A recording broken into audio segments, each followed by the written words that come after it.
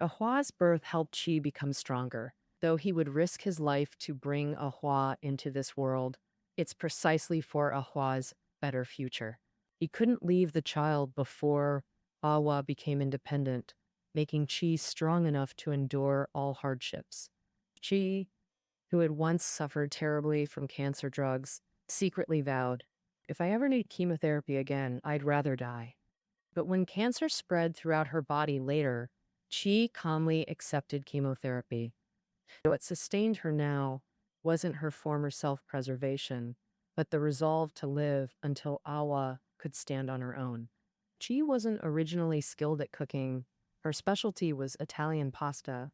But for Awa, from 2004, she seriously learned cooking and maintained her blog since 2006, despite previous diary failures.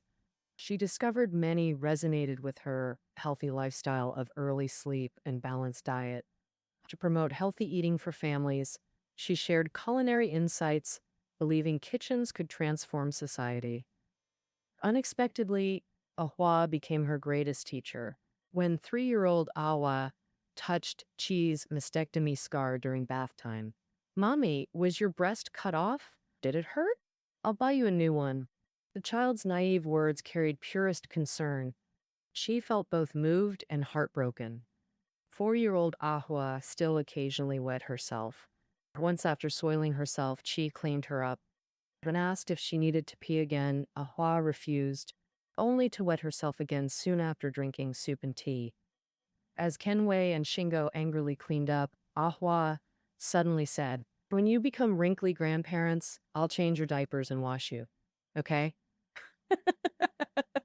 By the time cancer reached Chie's bones, Awa was already 15 kilograms. Chie could no longer lift her standing up. Chie apologized to Ahua. "I'm sorry mommy is sick and in too much pain to hold you." From that day on, Ahua never again asked to be held. Though never formally taught, Awa naturally learned empathy through observing her parents. Their parenting philosophy modeled desired behaviors through action, not lectures. Starting with cooking, they first let Ahua observe their kitchen routines. Ahua's intuitive understanding made all Chie's efforts feel worthwhile. With healthy parents and child, they began enjoying normal family activities. But disaster struck when Ahua suddenly rejected breastfeeding at 9 months. Scans revealed aggressive cancer recurrence in Chie's left lung. Undeterred, they combined hospital treatment with alternative therapies. Miraculously, by November 2004, the tumors had completely disappeared. Even doctors couldn't explain this medical miracle. Blinded by optimism, Chie stopped all checkups and treatments. Desperate to reclaim normalcy after 3 homebound years, she yearned to reconnect with society and revive her music career. Through friends, she resumed music teaching and social engagements. Though her strict health regimen suffered, she radiated vitality. This made Chie and Shingo believe they'd overcome life's biggest hurdle, their blind optimism eroding caution. Chie once thought mere survival meant happiness, but after recovery, simple existence felt inadequate. Reflecting later, Shingo sighed, "Humans are so greedy and forgetful." The respite ended quickly. By late 2005, severe back pain and stomach issues returned. She hid symptoms from Shingo and herself, avoiding doctors. Only in January 2006, needing medical proof for Aihua's school enrollment, did she get examined. Cancer had metastasized to liver, lungs, and bones. Only then did reality hit. Previous fear of illness lacked true vigilance. She started blogging, documenting experiences, and connecting with breast cancer patients nationwide.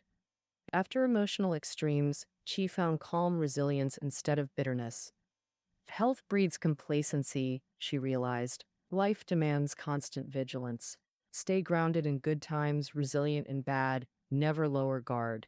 After fighting to witness Ahua's milestones, she accepted she might not make it. Chie resolved to teach Ahua essential life skills urgently. She rejected 2 young notions. Tomorrow's never guaranteed. Surprisingly, Chie's first lesson wasn't survival skills, but understanding life and death. taboo topics most avoid. For many Chinese parents, this is especially true. They assume children will naturally understand when older. More parents choose to comfort children with well meaning white lies, like mommy went on a long journey, or she's watching from heaven when asked about death. Lacking proper education about life and mortality from childhood, many remain trapped in endless grief when losing loved ones, some never fully recovering. After cancer metastasized, Chie began seriously contemplating death. She even read, writing final letters, and made early preparations, like standardizing all bank passwords and planning her funeral details. How should the ashes be handled? Chie believed the living shouldn't burden themselves with her remains. She also thought survivors shouldn't wallow in grief forever.